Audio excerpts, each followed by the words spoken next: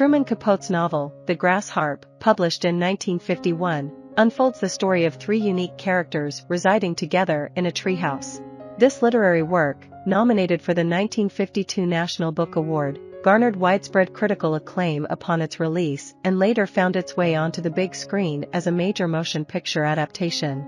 Capote, a renowned American author celebrated for his contributions to nonfiction, novels, plays, and short stories, is also known for the iconic work Breakfast at Tiffany's, which has been adapted into popular TV dramas and films. Set in a small 1930s Alabama town, The Grass Harp revolves around three central characters, Collin, Dolly, and Verena. The story begins with 11-year-old Collin facing the tragic loss of his parents.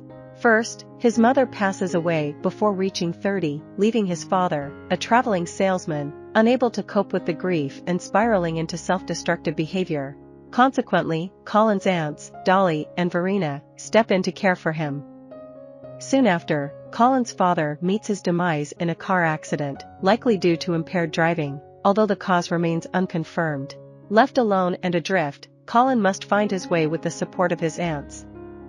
Dolly and Verena possess distinct personalities. Verena, a high-strung businesswoman, pursues her ambitions without hesitation.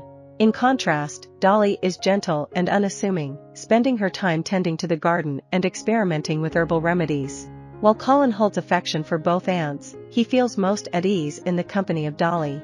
During his stay with Dolly, Collin encounters Catherine, a reserved and timid housekeeper who is fearful of Verena but holds a deep affection for Dolly.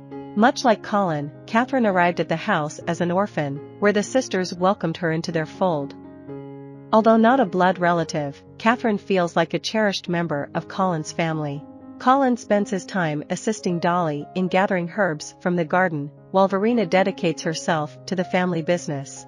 Dolly, content with staying in town, finds fulfillment in aiding the local community. Verena, on the other hand, possesses a fervent desire for wealth and influence. She envisions transforming their modest enterprise into a thriving venture, and her plan hinges on obtaining Dolly's coveted potion recipes for mass production. However, Dolly soon uncovers Verena's intentions to pilfer her cherished recipes. Disheartened by Verena's betrayal, she makes the decision to leave. Dolly extends an invitation to Collin and Catherine to join her on this journey into the unknown. Collin, uncertain of their destination, opts to accompany Dolly rather than remain with Verena. Unbeknownst to Collin, Dolly has a peculiar abode in mind. She leads the trio to a chinaberry tree within town, where a spacious treehouse awaits them. They settle into their new home, making it comfortable and cozy. Verena, desperate to regain control, threatens to involve the authorities. However, Dolly staunchly refuses to vacate the treehouse. Amid Verena's despair, the trio grows closer and shares their life stories. Collin opens up to Dolly about his upbringing and the absence of his father, harboring both longing and anger toward his parents. Dolly provides solace to Collin, explaining the challenges his father faced. Catherine also recounts her past, expressing her profound gratitude for Dolly and Verena's support after her parents' passing. Collin comes to realize that both Dolly and Verena had yearned for children, and raising Catherine, as well as now Collin, has bestowed upon them a newfound sense of purpose. Meanwhile, Verena reports the presence of squatters in the tree to the authorities. The police attempt to evict them, but Dolly asserts that they are not engaging in any wrongdoing. Her claim holds true, leaving the police with no recourse. Instead, various townsfolk, including the local sheriff, take turns occupying the treehouse. The treehouse becomes a sanctuary where people seek refuge from the demands of their daily lives, finding solace and respite. Meanwhile, Dolly, Catherine, and Collin continue to settle into their newfound home, making it increasingly comfortable.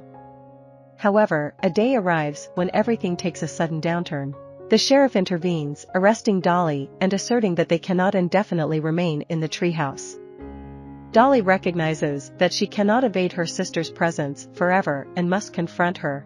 Stepping down from the treehouse, Dolly initiates a crucial conversation with Verena, leading to a reconciliation between the estranged sisters.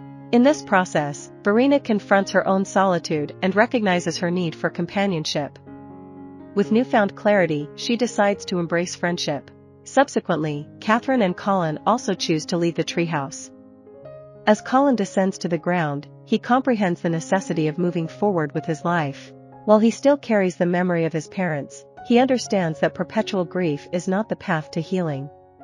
Catherine, too, resolves to make amends with Verena and reunite the household. The novel concludes on a hopeful note, signifying the potential for reconciliation and brighter days ahead. I hope you enjoyed this video. Leave a like if you did, and be sure to subscribe. Thank you.